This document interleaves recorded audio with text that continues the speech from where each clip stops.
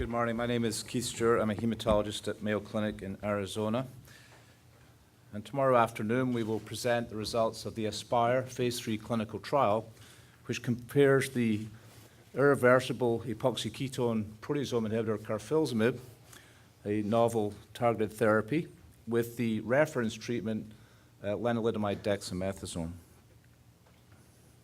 This was a large study. It was conducted in 90 centers in 20 countries around the world and accrued 792 patients.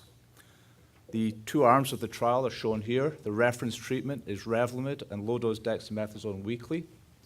The experimental treatment is the same combination of drugs with the addition of Kyprolis. Kyprolis is given in the same schedule for 1 year, following which the frequency of dosing was reduced, and I think importantly, after 18 months, was discontinued.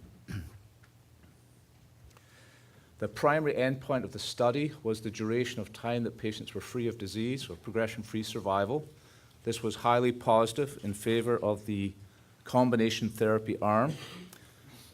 The median progression-free survival for Kyprolis with Revlimid and dexamethasone is unprecedented in first relapse myeloma at over 2 years, 26.3 months, versus the control arm, which did exceptionally well as well at 17.6 months.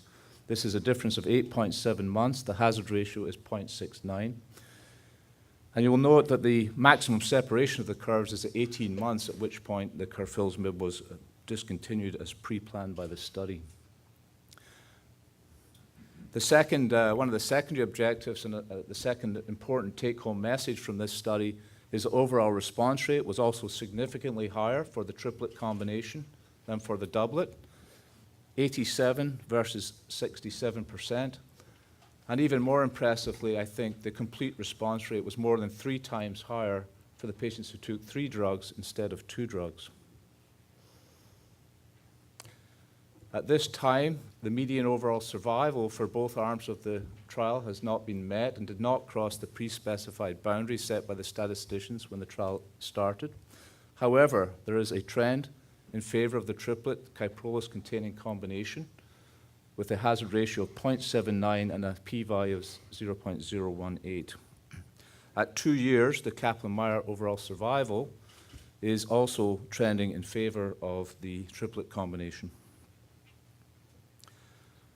We'll talk about side effects just briefly. This is actually another, I think,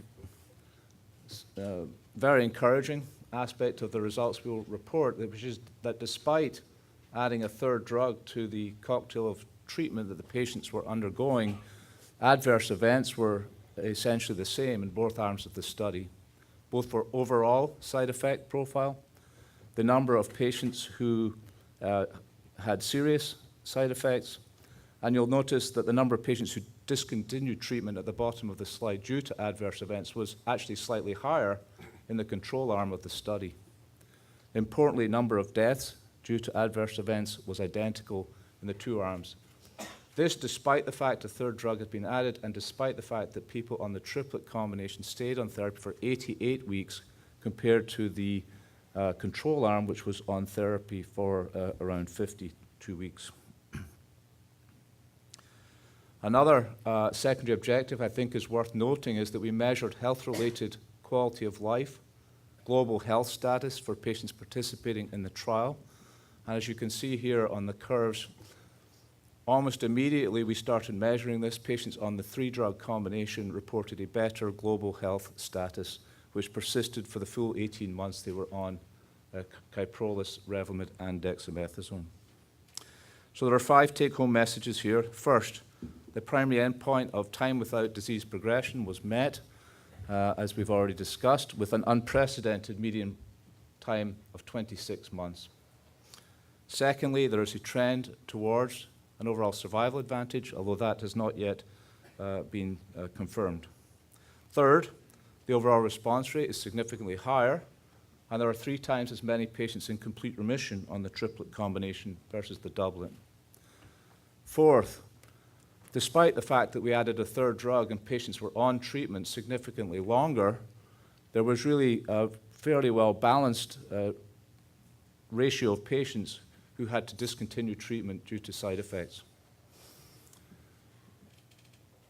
It's important to note that both cardiac and renal events, which have been reported in some studies of heavily pretreated patients with Kyprolis in the past, were marginally higher in the 3-drug regimen, but overall were very consistent with, or even lower than had previously been reported.